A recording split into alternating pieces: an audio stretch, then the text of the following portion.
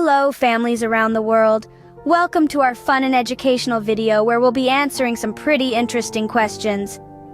Today, we're going to embark on an exciting journey of discovery and learning. We'll explore why we have all sorts of insurances and how natural disasters can impact economies. Ever wondered why people use credit cards for purchases? We'll unravel that mystery too. And you know how we're always told to cover our mouths when we cough or sneeze? We'll understand why that's so important. Lastly, we'll delve into how efforts to promote peace often involve negotiations and diplomacy. Each of these topics is a world full of wonder just waiting for us to explore. So, are you ready to dive into this sea of knowledge? It's going to be a fun and enlightening ride. So sit back, relax, and let's dive into our first question. Scene script.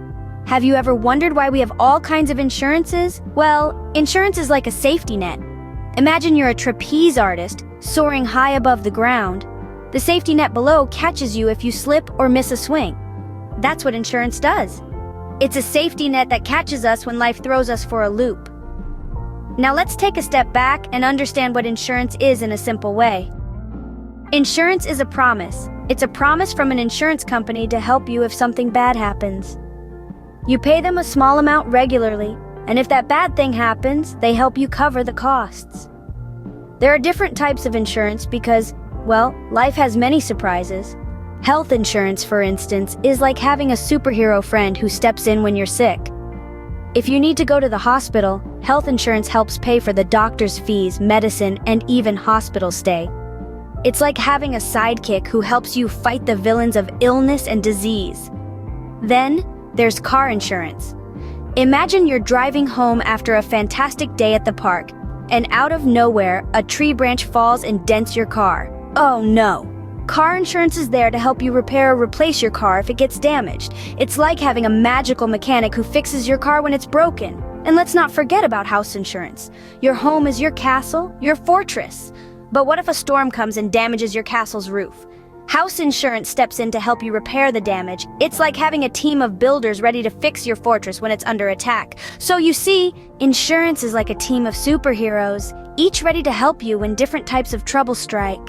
They're there to catch you when you fall, fix your car when it's broken, and repair your home when it's damaged. So, insurances are there to help us when unexpected things happen. Isn't that cool?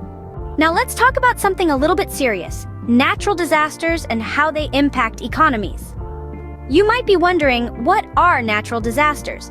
Well, natural disasters are big, often scary events caused by nature. This includes things like hurricanes, earthquakes, floods, and wildfires.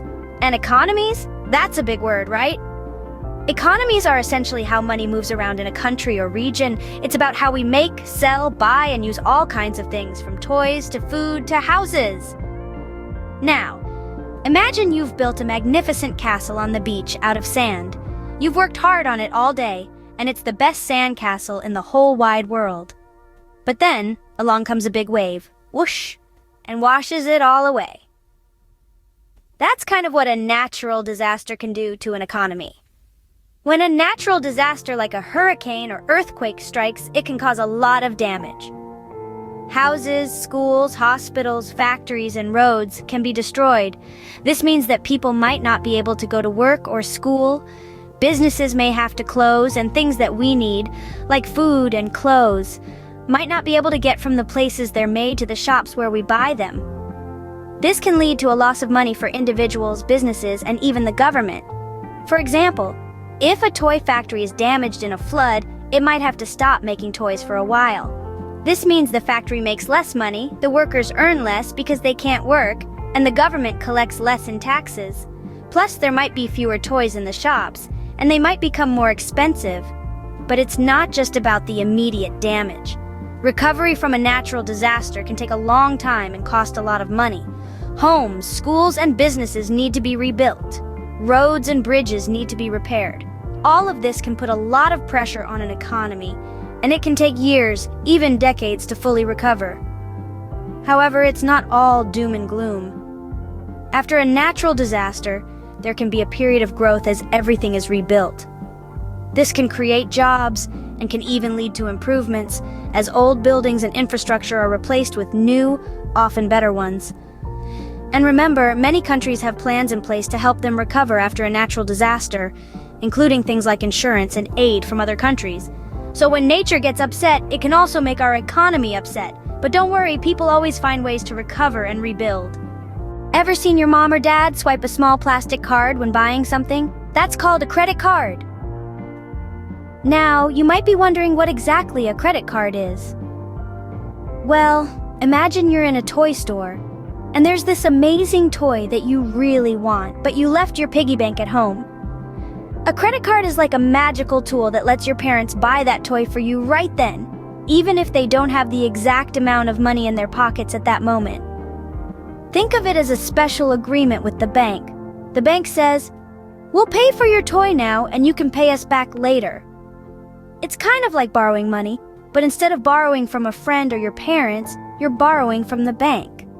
Now let's say your family is at the grocery store. Your mom has a long list of things to buy: apples, bread, milk, and maybe even some ice cream for dessert.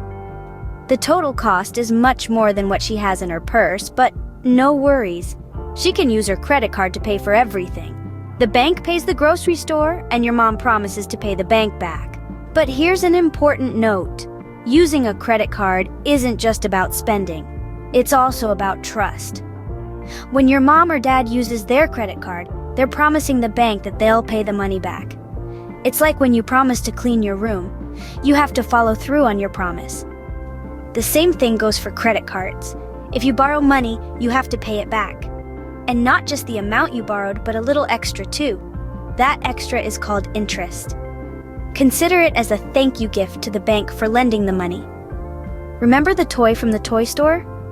Let's say it cost $10 and the bank lent you that amount. When you pay the bank back, you might have to give them $11 instead. That extra dollar is the interest. So why do people use credit cards? Well, they're convenient. They allow us to make purchases even if we don't have the exact amount of cash on hand. They're like a short-term loan that can be paid back over time. Plus, they can be used almost anywhere, from the grocery store to the toy store and even online. But just like with any tool, it's important to use credit cards responsibly. That means not spending more money than you can pay back and always making sure to pay the bank back on time. So a credit card is like a promise to pay later, but remember, it's always important to spend wisely. Do you cover your mouth when you cough or sneeze? Ever wondered why? Well, it all boils down to one tiny yet powerful word: germs. Yes, those invisible microscopic creatures that are everywhere around us. Germs are tiny organisms that can cause diseases. When we're sick, we have more germs in our bodies and we can spread them to others. Now, imagine this. You're at home, enjoying a good book, when suddenly you feel a tickle in your throat, and before you know it, you're about to cough. If you don't cover your mouth, those tiny invisible germs from your body can fly out into the air, like little astronauts launched into space. They can travel quite a distance, up to 6 feet away from you. That's about as long as a tall adult lying down. Not only do they travel far, but they can also live on surfaces for a while. So, if your germs land on something like a doorknob or a toy, someone else could touch that object and then touch their face, allowing those germs to enter their body. This is how illnesses can spread from one person to another. Covering your mouth when you cough or sneeze is like putting up a shield, blocking those germs from escaping and going on their little adventure. You can use a tissue, your elbow, or your hands to do this. But remember, if you use your hands, it's important to wash them afterward to make sure you get rid of any germs that may have landed there. It's not just about keeping yourself healthy, but also about being considerate of others around you. Think of it as your superhero power. With one simple move, you can protect those around you from getting sick. It's a small act, but it can make a big difference. So, we cover our mouths to be considerate and keep those around us healthy. Don't forget to do it next time. Have you ever heard the words negotiations and diplomacy? They're big words, but they're very important for peace. Now let's break these words down. Negotiations are like when you and your friend both want the last piece of cake. You might decide to split it so you both get a piece. That's a negotiation. It's a way of finding a solution that makes everyone happy. Diplomacy, on the other hand, is like being a good team leader in a game. It's about understanding everyone's feelings and ideas, and making sure everyone feels heard and respected. So if two of your friends are arguing about the rules of a game, being diplomatic might mean listening to both sides and helping them agree on the rules. Now, why are these two things, negotiations and diplomacy, important for peace?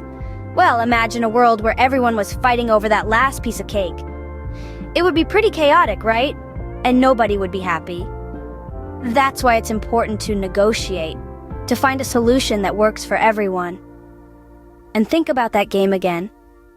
If the team leader didn't listen to everyone's ideas and just made up the rules without asking, some players might feel left out or upset. They might not want to play the game anymore. That's why diplomacy is important.